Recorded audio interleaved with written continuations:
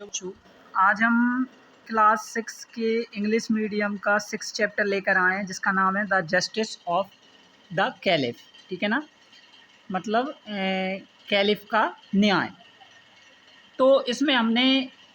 मतलब कि यहाँ तक ये लिखा है ना, you and there is only one way to do so. यहाँ तक हमने क्या कर लिया था, इसको रीड कर लिया था।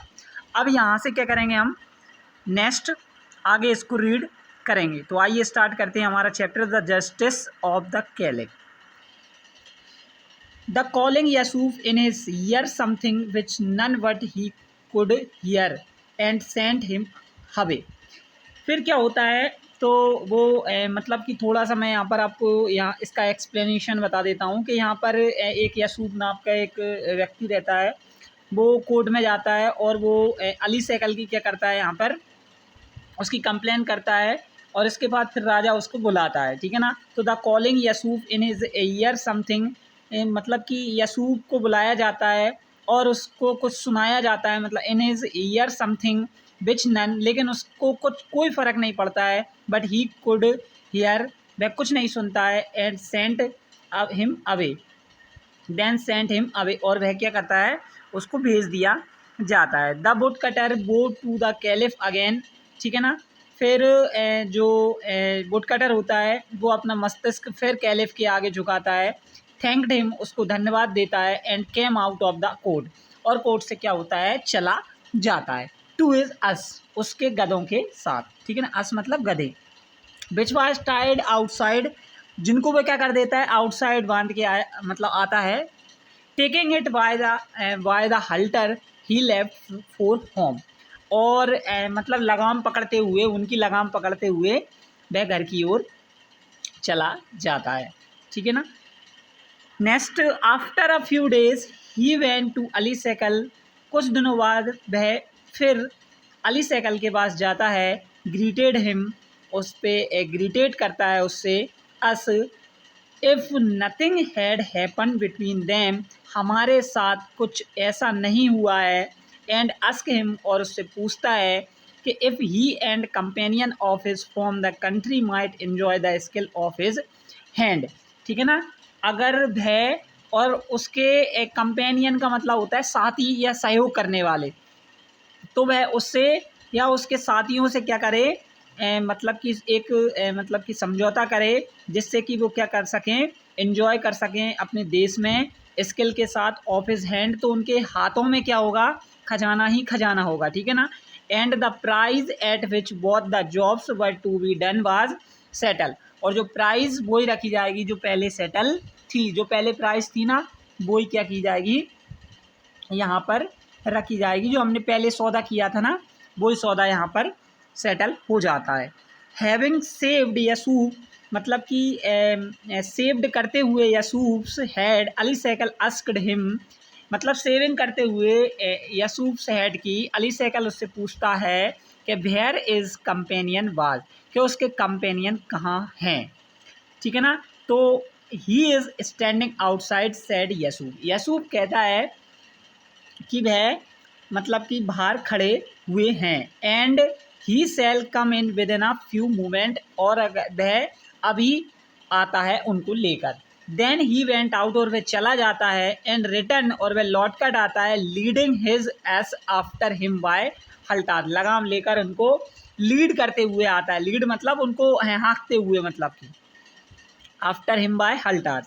दिस इज़ माई कंपेनियन, ये मेरे क्या हैं, ये मेरे कंपेनियन हैं, ये मेरे साथी हैं। Said he pointing to the ass, मतलब कि अस की तरफ हाथ करते हुए उसने कहा, and you must save him, और तुमको क्या करना है, तुमको इसकी सेव करना है। ठीक है ना, क्या करना है, सेव, सेव मतलब वो जो करता था ना काम, बार था, नाई था, तो सेव करता था। Save him exclaimed the barber in great surprise, चौंकते हुए उसने कहा कि सेव हिम, मैं इनकी सेव करूँगा, इट इज़ इनफ, यह तो बहुत ज़्यादा हो गया, that I have consented to demean myself by touching you, मैं अपने आप को क्या नहीं कर सकता, मैं अपने आप को डी मीन्स का मतलब होता है यहाँ पर, मतलब अपने आप को अपमानित नहीं कर सकता। ठीक है ना, मतलब है यह सहमत नहीं है, मतलब यह सहमति नहीं दे सकता कि वह अपने आप को क्या नहीं कर सकता, अपमानित नहीं कर सकता है उनको टचिंग करते हुए। How dare you insult me by asking me to do as much to your ass, तुम्हारी हिम्मत कैसे हुई मेरी इंसल्ट करने की, ये पूछकर कि मैं ऐसा करूँगा, ठीक है ना, तुम्हारे गधों के साथ। अवे विथ यू, यहाँ से चले जाओ, और I shall give you both a good beating, नहीं तो मैं बहुत पिटाई लगाऊंगा तुम्हारी। Yusuf immediately went to the caliph, और यसूफ क्या करता है, ठीक है ना, तुरंत ही वह कैलिफ के पास चला जाता है। नेल्ट डाउन, घुटने टेक कर, बिफोर हिम, उसके आगे, किस्ड ही ग्राउंड, और वो ग्राउंड को किस्ट करता है, एंड रिलेटेड हिज केस, और अपने केस को क्या करता है, वो रिलेटेड करता है, मतलब कि बताता है। The caliph ordered one of his officer, एक ऑफिसर को कैलिफ ऑर्डर देता है कि टू ब्रिंग अली सैकल, अली सैकल को लाओ, बिफोर हिम, उसके सामने। As soon as the barber enter the court, the caliph ask him angrily, जैसे ही बार्बर इंटर करता है कोर्ट में,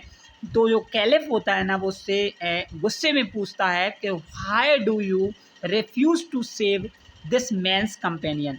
तुमने क्यों मना कर दिया है इनका सेव, इसके कंपेनियनों का सेव करने से। Was that not your agreement, क्या यह तुम्हारा एग्रीमेंट नहीं था। किसिंग द ग्राउंड,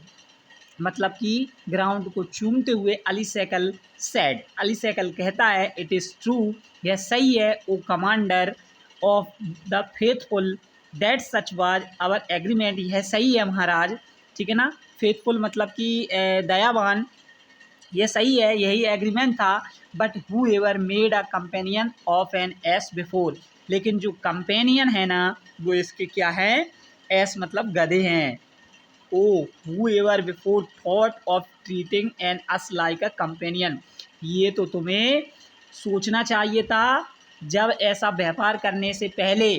तुम्हें मतलब कि ये व्यवहार करने से पहले, ये समझौता करने से पहले सोचना चाहिए था कि जो कंपेनियन है वो कौन है। यू आर राइट, तुम सही हो, सेड द कैलिफ, कैलिफ ने कहा, but at the same time, लेकिन इस समय, whoever thought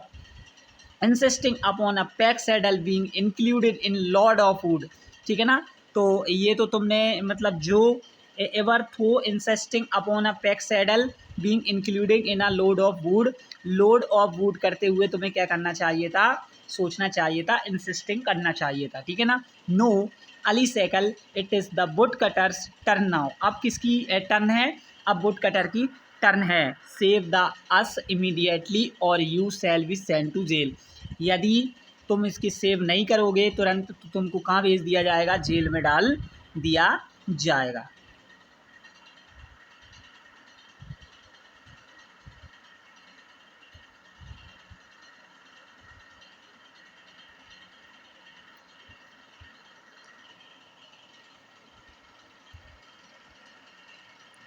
तो बच्चों ये स्टोरी थोड़ी सी यहाँ पर हो गई है, ठीक है ना, मैं इसका एक और नेक्स्ट लेक्चर लेकर आऊँगा, ठीक है ना, तो उसमें मैं आपको इसका नेक्स्ट इसकी जो रीडिंग रह गई है वो कराऊँगा, और इसकी एक्सरसाइज लेकर आऊँगा। थैंक यू, धन्यवाद, मिलेंगे नेक्स्ट लेक्चर में।